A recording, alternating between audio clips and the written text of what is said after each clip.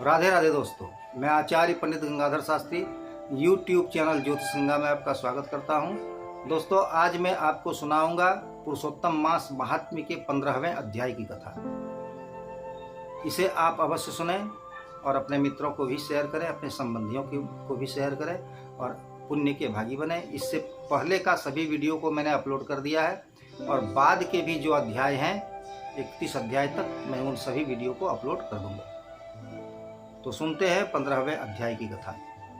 कृष्ण त्वदीय पद पंकज पंजरांतम अद्यैव मे विसतु मानस राजहंसः प्राण प्रयाण समये कफवात पित्तः कंठावरोधन विधौ स्मरणं कुतस्ते नारायणं नमस्कृत्यं नरं चैव नरोत्तमं देवीं सरस्वतीं व्यास ततो जयमुदीरये अज्ञानतिमिरान्धस्य ज्ञानाञ्जनशलाकया चक्षुरुन्मीलितं येन तस्मै श्री गुरवे नमः। बोलिए विष्णु भगवान की जय, पुरुषोत्तम भगवान की जय, श्री कृष्णचंद्र भगवान की जय। कथा पंचदशोऽध्याय। श्री नारायण उवाच ततस्तुष्टावतं देवं श्रीकृष्णं भक्तवत्सलं बद्धाञ्जलिपुटो भूत्वा सुदेवा गदगदाक्षरं नमस्ते देवदेवेश त्रिलोक्याभयप्रभो सर्वेश्वर नमस्तेस्तु त्वामहं शरणं गतः पाहि मां परमेशान शरणागतवत्सल जगद्वन्द्य नमस्तेस्तु प्रपन्न भयभंजन। श्री नारायण ने कहा। अनंतर सुदेव शर्मा ब्राह्मण दोनों हाथ जोड़कर गदगद वाणी से भक्त वत्सल देवाधिदेव भगवान श्री कृष्ण की स्तुति करने लगे। हे देव, हे देवेश, हे त्रैलोक्य को अभय प्रदान करने वाले, हे प्रभु, हे विश्वेश्वर, आपको नमस्कार है। मैं आपकी शरण में आया हूँ। हे परमेशान, हे शरणागत वत्सल, मेरी रक्षा कीजिए। हे विश्ववंद्य, हे शरण में आए हुए जनों के भय को नाश करने वाले, आपको प्रणाम है। आप जय स्वरूप हैं, जय के देने वाले हैं, जय के ईश्वर हैं, जय के कारण हैं, विश्व के आधार हैं, विश्व में स्थित हैं, विश्व के कारण के भी कारण हैं, विश्व के एकमात्र रक्षक हैं, दिव्य हैं, विश्व के आगार हैं, विश्व के पंजर स्वरूप हैं, फलों के बीज हैं, फलों के आधार हैं, फलों के मूल हैं, फलों को देने वाले, तेजो मूर्ति हैं, तेज के दाता हैं, संपूर्ण तेजस्वियों में श्रेष्ठ हैं।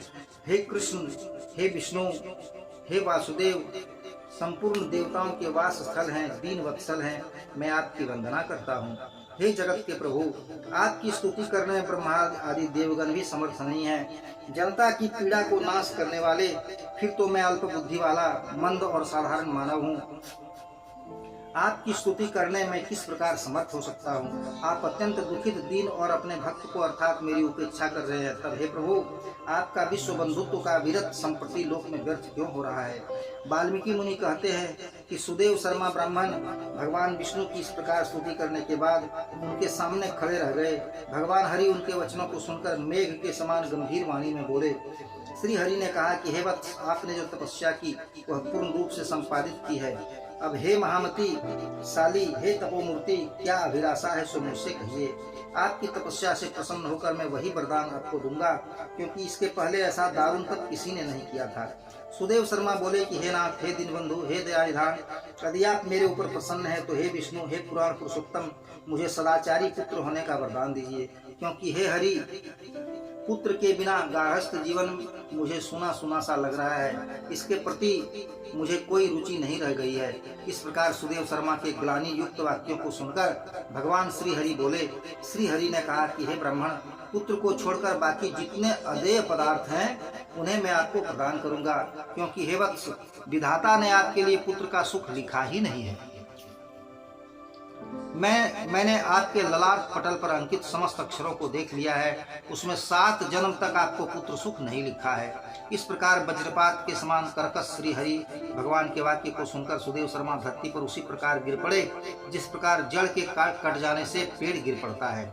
पति को गिरे हुए देखकर उनकी पत्नी अत्यंत दुखित हुई और पुत्र की आकांक्षा से वंचित अपने स्वामी की ओर देखकर रोने लगी।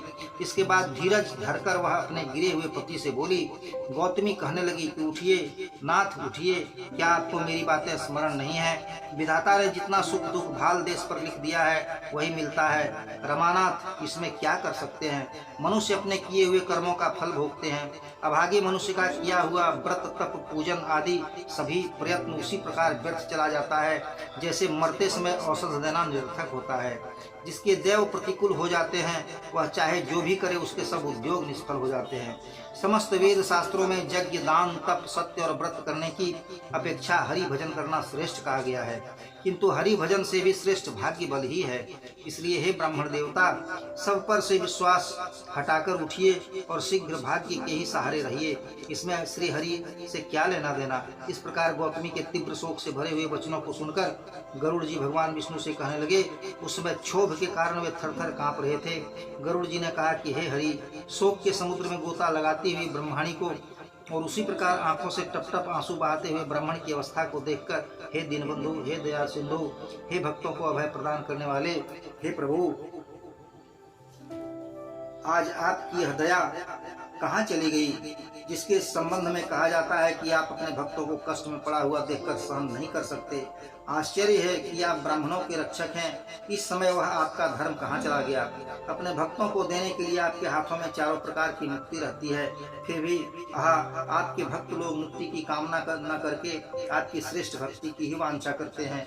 आपके भक्तों के सामने आठों सिद्धियां दास के समान खड़ी रहती हैं। ऐसी तो आपकी आराधना की महत्ता जो सर्वत्र विख्यात है, तो इस ब्राह्मण को एक पुत्र कामना को पूरा करने में आपको कितना परिश्रम लगता है? जो व्यक्ति हाथी का दान कर सकता है उसके लिए अंकुश दान में कितना परिश्रम लगेगा? अब आज से कोई भी मनुष्य आपके चरण कमल की आराधना नहीं करेगा। जिस व्यक्ति के भाग्य में जो बदा होता है वही उसे निश्चित रूप से मिलता है। संसार में आज से यह प्रथा चल पड़ेगी और आपकी भक्ति को तो रसातल को चली जाएगी। हे नाथ, आप में करने और न करने की क्षमता है, यह बात सर्वत्र विख्यात है, किंतु वही क्षमता आज इस ब्राह्मण को पुत्र न देने से नष्ट हो जाएगी। इसलिए आप इस ब्राह्मण को एक पुत्र होने का वरदान अवश्य दीजिए। देखिए, एक सुदामा ब्राह्मण थे जो आपकी आराधना करके उत्कृष्ट वैभव के अधिकारी हो गए। दूसरे सांदीपनी ब्राह्मण थे जो आपकी कृपा से अपने मरे हुए पुत्र को पा गए। इसलिए पुत्र की लालसा से ये दोनों जुगल दंपत्ति आपकी शरण में आए हैं। श्री नारायण बोले कि इस प्रकार गरुड़ के आग्रह वाक्य को सुनकर भगवान विष्णु ने अमृतमय वाणी में गरुड़ से कहा कि हे पक्षीराज, हे विनता नंदन, इस ब्राह्मण को मनोवांछित एक पुत्र शीघ्र दे दो। अपनी इच्छा के अनुकूल इस प्रकार भगवान के वचन को सुनकर गरुड़ जी का अंतःकरण अत्यंत हर्षित हो गया और उन्होंने अत्यंत पीड़ित चित्त वाले इलासुर पृथ्वी के देवता ब्राह्मण को एक अनुरूप भव्य पुत्र प्रदान कर दिया। श्री बृहन्नारदी पुराणे पुरुषोत्तम मास महात्म्ये दृढ़धन्वोपाख्याने श्री नारायण नारद संवादे सुदेव वर प्रदान नाम पंचदश। प्रेम से बोलिए श्री कृष्णचंद्र भगवान की जय, विष्णु भगवान की जय। अब यहाँ 15वां अध्याय की कथा पूर्ण होती है और इससे आगे भी मैं अपलोड कर दूंगा, आप इसे अवश्य सुने। राधे राधे।